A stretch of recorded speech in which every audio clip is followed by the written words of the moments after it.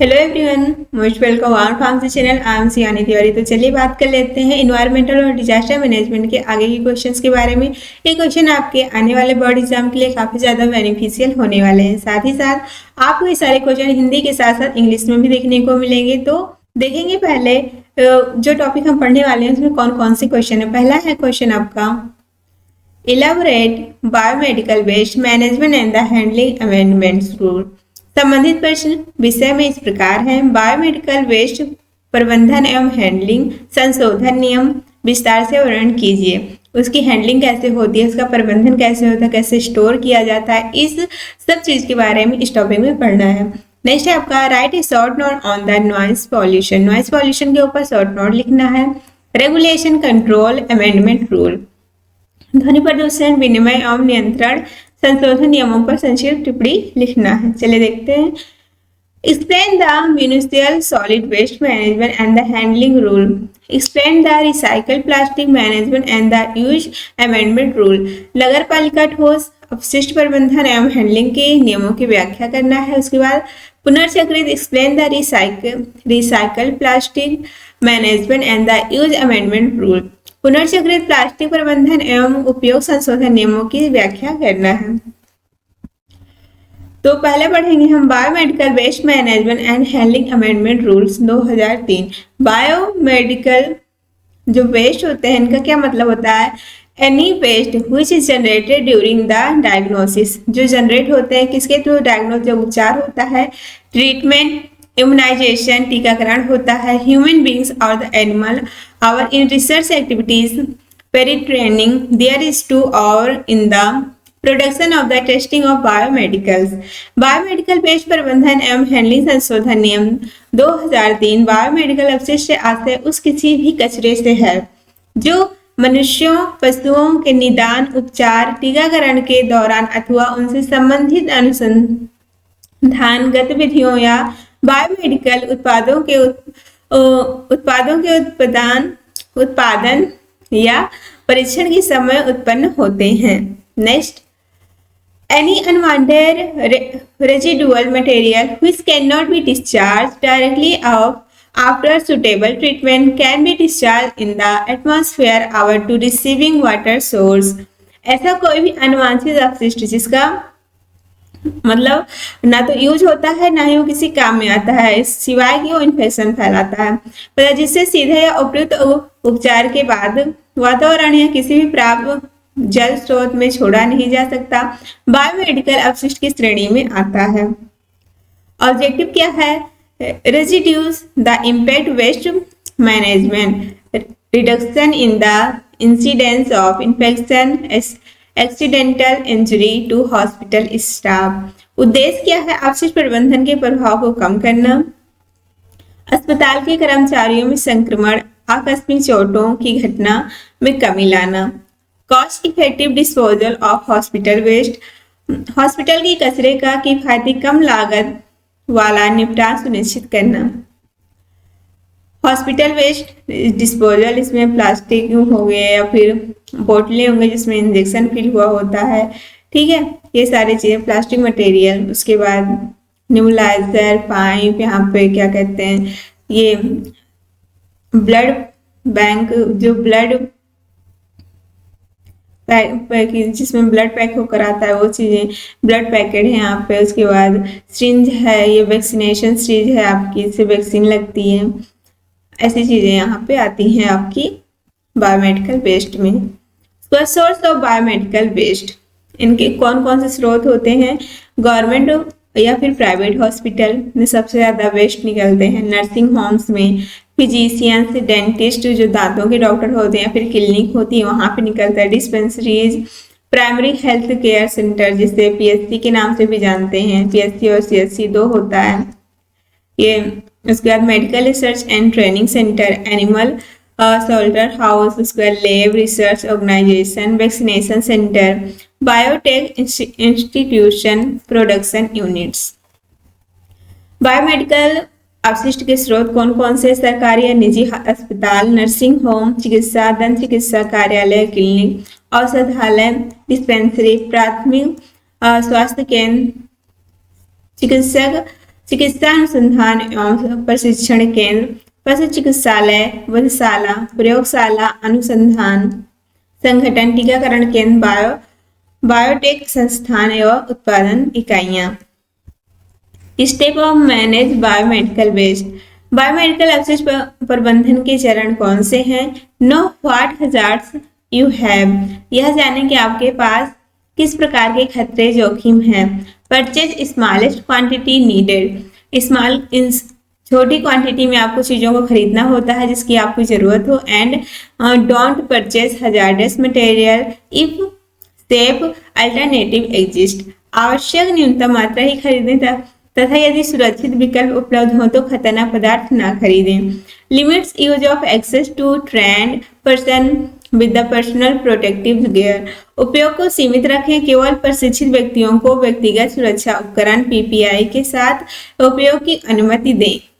Example आपके ये दोनों एग्जाम्पल में आ गए। Next, the noise pollution regulation and the control amendment rules 2002, noise pollution is defined as the unwanted of disturbing sound in the environment.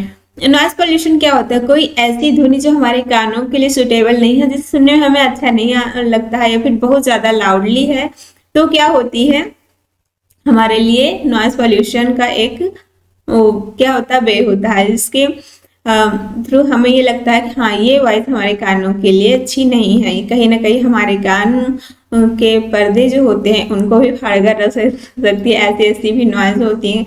चले जाओ शादियों में डीजे इतने ज्यादा शोर शराबे से बजेगा कि भाई साहब घर आकर सरदर्द ही होना होता है। That the effect the health and the well being of human and the other living organism, ध्वनि प्रदूषण विनिमय एवं नियंत्रण संशोधन नियम 2002, ध्वनि प्रदूषण को पर्यावरण में उपस्थित अनुवांशिक कष्टदायक ध्वनि के रूप में परिभाषित किया जाता है जो मनुष्यों तथा अन्य जीवित प्राणियों के स्वास्थ्य, कल्याण और प्रभावित करती है। This act made under the environmental protection act 1986, यह अधिनियम पर्यावरण संरक्षण अधिनियम 1986 के अंतर्गत बनाया गया है। This rule come into the force on the date of their publication in the official gazette. यह नियम राजपत्र में प्रकाशन की तिथि 14/2/2000 से प्रभावी हुआ। This notification was made with the object of maintaining aviance or air quality standard in the respect of noise. यह अधिसूचना ध्वनि के संबंध में परिवेशी वायु गुणवत्ता मानकों को बनाए रखने के उद्देश्य से जारी की गई थी। It was made specially to reduce the increasing ambient noise level in public place from the various source like industrial activity. इसका स्पेशली क्यों बनाया गया था?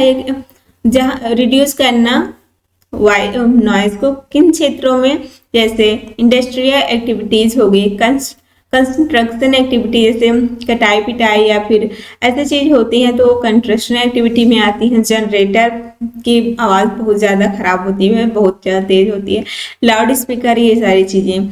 इससे विशेष रूप से सार्वजनिक स्थानों पर औद्योगिक गतिविधियों, निर्माण कार्य, जनरेटर सेट, लाउड स्पीकर आदि विभिन्न स्रोतों से बढ़ते परिवेशी ध्वनि स्तर को कम करने के लिए बनाया गया था। Noise pollution rule were again amended in the year 2002. ध्वनि प्रदूषण नियमों को फिर वर्ष 2002 में संशोधित किया गया। To provide that state government may subject to such term and the condition are the necessary to reduce noise pollution, permit use of the loudspeaker and the public address system during night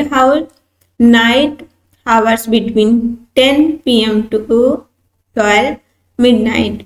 इसमें यह प्रावधान किया गया कि राज्य सरकार आवश्यक शर्तों और नियमों के अधीन ध्वनि प्रदूषण कम करने के लिए लाउड स्पीकर और सार्वजनिक घोषणा प्रणाली पब्लिक एड्रेस सिस्टम का उपयोग रात के समय 10 से 12 बजे मध्य रात्रि तक अनुमति प्रदान करें, उसके बाद वो बंद होना चाहिए। Ambient air quality standard in respect of the noise for the ambient areas zones. विभिन्न क्षेत्रों जोन के the state government may categorize the areas into industrial, commercial, residential or the silence area zone for the purpose of the implementation of the noise standards for the different areas. विभिन्न क्षेत्रों zone के लिए ध्वनि संबंधी परिवेशी वायु गुणवत्ता मानक कौन कौन से? राज्य सरकार विभिन्न क्षेत्रों के लिए ध्वनि मानकों को लागू करने के उद्देश्य से क्षेत्रों को औद्योगिक, वाणिज्य, आवासीय या शांत क्षेत्र जोन वर्गीकृत कर सकती है। The state government shall take measures for the abatement of the noise, including noise emanating from the vehicle movements and ensure that the existing noise level do not exceed the ambient air quality standards specified under this rule. राज्य सरकार को वाहनों की आवाज से सभी स्रोतों से उत्पन्न ध्वनि को कम करने के उपाय करने होंगे और यह सुनिश्चित करना होगा कि मौजूद ध्वनि स्तर इन नियमों के तहत निर्दिष्ट परिवेशी वायु गुणवत्ता मानकों से अधिक न हो। उसके बाद है आपका an area comprising not less than 100 meter around hospitals, educational institution, courts may be declared as the silence area zone for the purpose of this rule. इन नियमों के उद्देश्य के लिए अस्पतालों, शैक्षिक स्थानों जहाँ पे ऐसे कॉलेज हो गया आपका या फिर स्कूल और अदालतों के चारों ओर कम से कम 100 मीटर क्षेत्रफल वाले क्षेत्र को शांत जोन के रूप में घोषित किया जा सकता है। The Municipal Solid Waste Management and the Handling Rule 2000. These rules shall apply to every municipal authority responsible for the collection, segregation, storage, transportation, processing, disposal, municipal solid waste. नगर पालिका ठोस अपशिष्ट प्रबंधन एवं हैंडलिंग नियम 2000। ये नियम प्रत्येक नगर पालिका प्राधिकरण पर लागू होंगे जो नगर पालिका ठोस अपशिष्ट के संग्रहण, पृथक्करण, भंडारण, परिवहन, प्रसंस्करण और निपटान के लिए जिम्मेदार हैं। Municipal solid waste management and the handling rule 2000 are being implemented by the municipal authorities, as these authorities are the responsible for the management of municipal solid waste. नगर पालिका ठोस अपशिष्ट प्रबंधन एवं हैंडलिंग नियम 2000 का क्रियान्वयन नगर पालिका प्राधिकरणों द्वारा किया जा सकता है क्योंकि ये प्राधिकरण ठोस अपशिष्ट के प्रबंधन के लिए उत्तरदायी हैं। The solid waste generated in India cities has the increase from the 6 million tons in 1947 to 18 million tons in 1997 and is expected to increase to 300 million tons per annum by 2047. भारतीय शहरों में उत्पन्न ठोस अपशिष्ट की मात्रा 1947 में 6 मिलियन टन से बढ़कर 1997 में 48 मिलियन टन हो गई थी और अनुमान है कि 2047 तक यह प्रति वर्ष 300 मिलियन टन तक बढ़ जाएगी। Management of the municipal solid waste, इसका नगर पालिका ठोस अपशिष्ट का प्रबंधन कैसे किया जा सकता है? Any municipal solid waste generated in city और ए टाउन, किसी भी शहर या नगर में उत्पन्न होने वाला नगर पालिका ठोस अपशिष्ट shall be managed and the handled in the accordance with the compliance criteria and the procedure laid down in the schedule second. इसका अनुसूचित 2 में निर्दिष्ट अनुपालन मापदंड और प्रक्रिया के अनुसार प्रबंधित और संभाला जाएगा। The waste processing and the disposal facilities to be set up by the municipal authority on their on of the through and the Operator of a facility shall meet the specification and the standard as specified in Schedule 3rd and 4th.